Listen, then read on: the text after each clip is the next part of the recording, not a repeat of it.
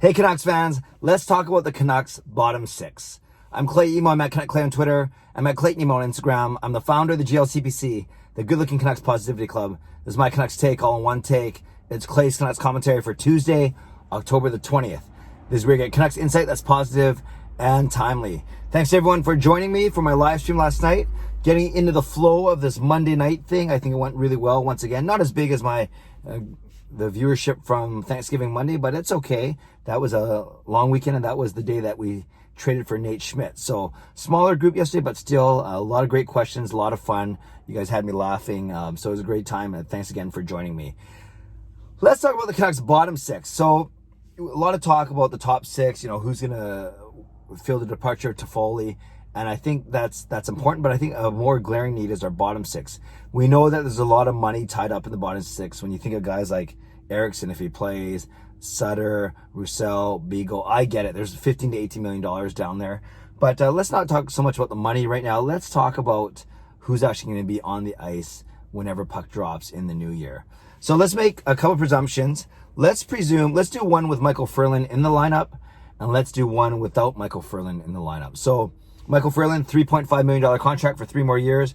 We will see how his health goes, how his health is progressing. We'll see if he's part of the team. You never want to wish ill will on anyone. I like Ferland. I think he can still be a difference maker, but we've kind of seen a history already. So we'll see what happens. So if he plays, I love him in our top six. I would rather have Ferland over Virtanen in our top six. So for purposes of this, let's say that Ferland is in our top six, along with Miller, Pettersson, Besser, Horvat, Pearson, and Ferland. So let's say that.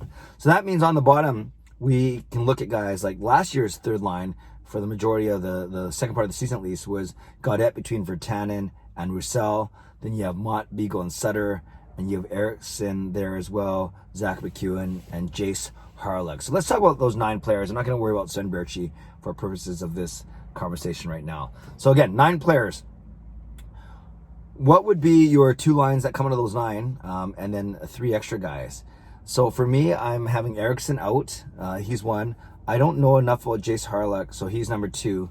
And then, gosh, I would love to see a third line and be a more offensive third line, not offensive like they offend you, but score more goals. Could a Gaudette? I would love a Gaudette, Motte, Virtanen third line, quite frankly, but I don't know if that's gonna work. Actually, if they went Gaudette, Virtanen, and Roussel, and if we like Motte's game better than Roussel's game, more speed, not as tough, but just as tough to play against, if that makes sense. That would intrigue me. A Gaudette, Virtanen, Motte line. Although Motte and Beagle work really well, especially on the penalty kill, but maybe not so much even strength is maybe you can move guys around. So let's say that we go, let's say we go Gaudette, Motte, and Virtanen. Then the fourth line, you need Beagle as a center. You need McEwen because you want to play him. So then it becomes one of Roussel, Sutter, one of Roussel, Sutter, Hawryluk, or Eriksson. So I said Eriksson's out already. I would be interested to see what Jace Hawryluk can do, but again, I don't know. He signed a 2-way contract, so that kind of tells you maybe he's on the outside looking in at least to start. So maybe your fourth line is Beagle with McEwen on the right, and then one of, I'm not sold on Roussel's game. I maybe try Sutter there if he's on the team, or I try Hawryluk there. I try Sutter or Hawryluk there over Roussel and Beagle. So there's my bottom 6 if Michael Ferland is healthy. I go Gaudette between Virtanen and Motte, and then my fourth line is Beagle between let's say Hawryluk for more speed over Sutter and McEwen. Okay? And then that means my scratches are Eriksson, Sutter, and Roussel. Gosh, that's expensive. Eriksson 6, Sutter 4, Roussel 3. That's a lot of money. That's $13 million on the bench. Yikes. I'm not even on the bench in the press box. Okay, let's say Michael Ferland isn't healthy, and let's presume then Jake Virtanen gets vaulted to the top 6 somewhere. So then I still would like to try Motte in the third line. I think he's got more offense to give, and maybe you just got to play him with someone who's more offensively gifted, i.e. Gaudette as opposed to Beagle. So for the third line, I'm going to try Gaudette, with Motte, and then, gosh, do you try MacEwen or Hawryluk there on the third line as opposed to Sutter? You can tell I really want Sutter on the fourth line, and then maybe in this case, if you go, let's say it's Hawryluk, you give him a shot with Gaudette and Motte, you make that a more offensive third line. Remember, Virtanen's up top. Then your fourth line will be Beagle. Then you could go one of Sutter, Roussel on the left, and then still MacEwen on the right. I guess you could put MacEwen on the third line as well and go Gaudette, Motte, MacEwen, and then your fourth line could be. Let's try that. Let's try Gaudette, Motte, MacEwen on the third line, and then let's go a fourth line of Beagle, Hawryluk, and Sutter. So that still has Roussel as a healthy scratch, and that still has Louis Eriksson as a healthy scratch. So I'm not sold on Eriksson, obviously, and I'm not sold on Anton Roussel. So that would be my bottom six if Virtanen is in the top six. It would be Gaudette with Motte and MacEwen, and then the fourth line would be Beagle, Sutter, and Hawryluk. Again, Eriksson and Roussel as the extras. And this, again, presumes that Jake Virtanen is in the top six, and this also presumes no Josh Leivo, which would further complicate things, but I still think the Canucks should go out, try and sign Josh Leivo. So you can see that I'm high on Tyler Motte. I think he's talked about that he wants to do more on the offensive end. So give him a shot. Put him on the third line with Gaudette. So I have him with Gaudette in both scenarios.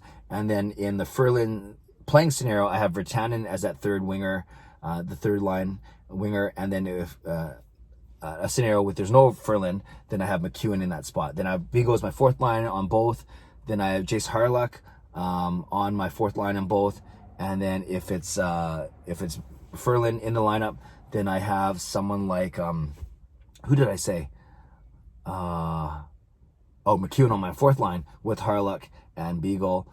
A little young there, but we'll see. And then on fourth line, if Ferland doesn't play, I have Beagle, Hawryluk, and Brandon Sutter. So regardless, in both of my scenarios, I have Roussel and Eriksson as healthy scratches, which again is a lot of money there.